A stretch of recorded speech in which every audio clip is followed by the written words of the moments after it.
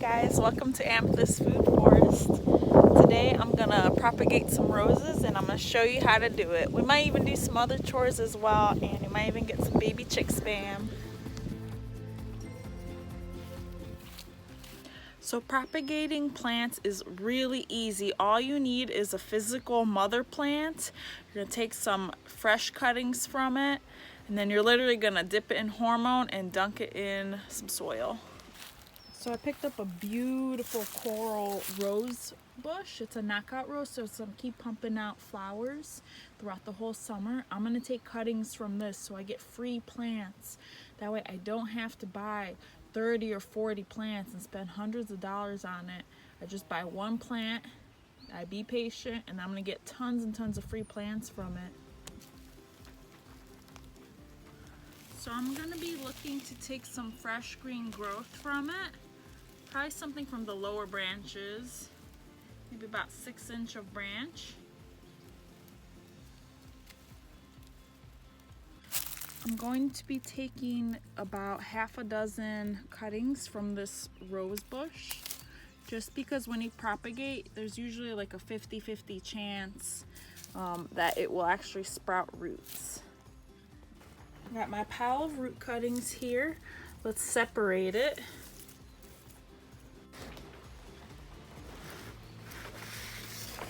Okay, I got 8 branches.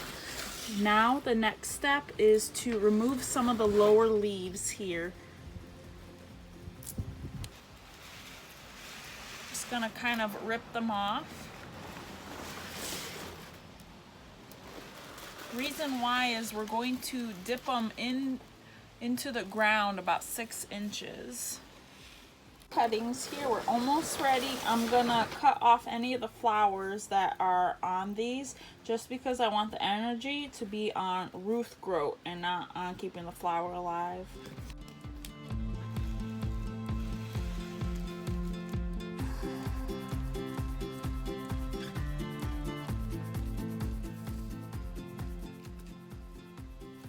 Next step is to take a pot. You can use any container, just make sure that it's about 6 inches deep or more, and you can either start each cutting in its own container, or you can start them in one large container like in the rose pot I have here, and just start them all in there. You can use plant starting soil, which will work fine. I'm just going to use potting soil. Other websites recommend that you kind of mix your own soil and it gets complicated. I've had good results with the potting soil and the starting mix, so either one works good. All right, nice and filled.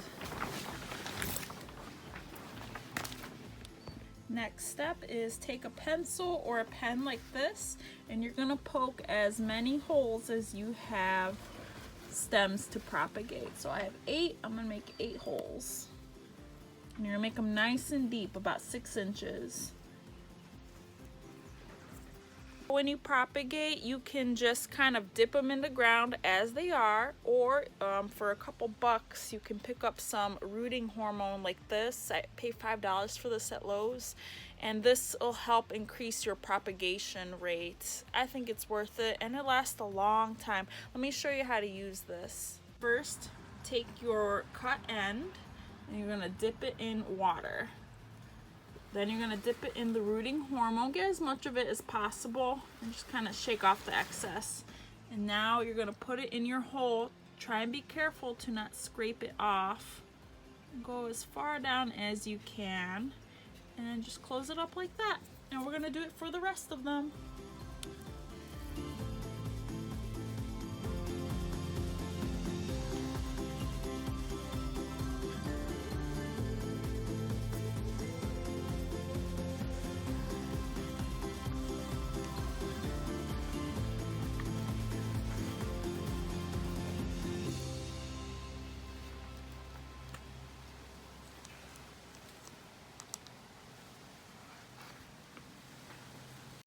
Alright, so we got 8 roses in here. Hopefully at least 3 or 4 of them start forming roots.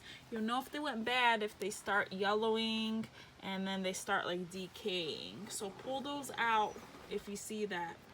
I recommend always grab extras just so that you have a chance of getting a couple free plants. And then you can use this method on a lot of plants. You can use them on blueberries, on raspberries. You can use them on house plants as well. Just make sure that it's like fresh cuttings, like where the growth is nice and green. I hope you guys enjoyed the video and learned something today. Stay tuned for some more. How are you? Oh, little sleepy girl.